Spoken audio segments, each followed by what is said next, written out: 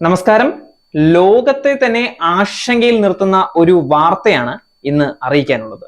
ഇന്ത്യയിൽ ഉൾപ്പെടെ കോവിഡ് വ്യാപനം രൂക്ഷമായ സമയത്ത് പ്രതിരോധത്തിനായി വ്യാപകമായി ഉപയോഗിച്ച കോവിഷീൽഡ് വാക്സിന് ഗുരുതര പാർശ്വഫലങ്ങൾക്ക് സാധ്യതയുണ്ടെന്ന് തുറന്നു സമ്മതിച്ച് നിർമ്മാണ കമ്പനിയായ ആസ്ട്രാസെനാക്ക. UK കോടതിയിൽ സമർപ്പിച്ച റിപ്പോർട്ടിലാണ് ബ്രിട്ടീഷ് മരുന്ന് നിർമ്മാണ കമ്പനിയായ ആസ്ട്രാസെനാക്ക ഇക്കാര്യം വെളിപ്പെടുത്തിയത്. കോവിഷീൽഡ് സ്വീകരിച്ചവർക്ക് രക്തം കട്ട പിടിക്കാനും പ്ലേറ്റ്ലെറ്റിന്റെ എണ്ണം കുറയാനും സാധ്യതയുണ്ടെന്നാണ് കമ്പനി UKയിലെ ഹൈക്കോടതിയിൽ നൽകിയ റിപ്പോർട്ടിൽ വ്യക്തമാക്കുന്നത്.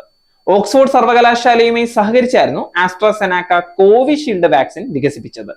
ഇന്ത്യയിലാവട്ടെ ഇത് വിതരണം ചെയ്തത് അദർ പൂനാവാലയുടെ സെറം ഇൻസ്റ്റിറ്റ്യൂട്ട് ആയിരുന്നു. വരാനിരിക്കുന്ന വലിയ നിയമ പോരാട്ടങ്ങളുടെ തുടക്കമാവും ഈ കുറ്റസമ്മതം എന്നാണ് സൂചന. ഇത് ആദ്യമായി റിപ്പോർട്ട് ചെയ്തത് ദ ടെലിഗ്രാഫ് ആണ്. കോവിഷീൽഡ് വാക്സിൻ നിരവധി കേസുകളിൽ ഗുരുതരമായ രോഗങ്ങളോ മാരകമായ അവസ്ഥകളോ ഉണ്ടാക്കിയതായി ആരോപിച്ച് ആസ്ട്രാസെനാക്ക പലയിടത്തും നിയമ നടപടികൾ നേരിടുന്നുണ്ട്. ആകെ 51 കേസുകളിലായി ഇരകൾ 10 കോടി പൗണ്ട് നഷ്ടപരിഹാരമായി ആവശ്യപ്പെട്ടിട്ടുണ്ടായിരുന്നു.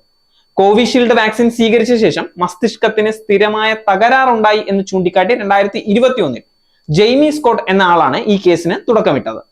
എന്നാൽ ആദ്യഘട്ടത്തിൽ ഇത് അംഗീകരിക്കാൻ കമ്പനി തയ്യാറായിട്ടില്ലായിരുന്നു. ഇത്തരം തകരാറുകൾ വാക്സിൻ മൂലമാണെന്ന് തങ്ങൾ കരുതുന്നില്ല എന്നായിരുന്നു കമ്പനിയുടെ അഭിഭാഷകർ കോടതിയിൽ അറിയിച്ചത്. എന്നാൽ ഒരു വർഷത്തിന് ശേഷം അവർ ഇപ്പോൾ ഇത് അംഗീകരിച്ചതോടെ ലോകമെമ്പാടുമുള്ള കോടിക്കണക്കിന് ആളുകളാണ് ആശങ്കയിൽ ആഴ്ന്നിരിക്കുന്നത്.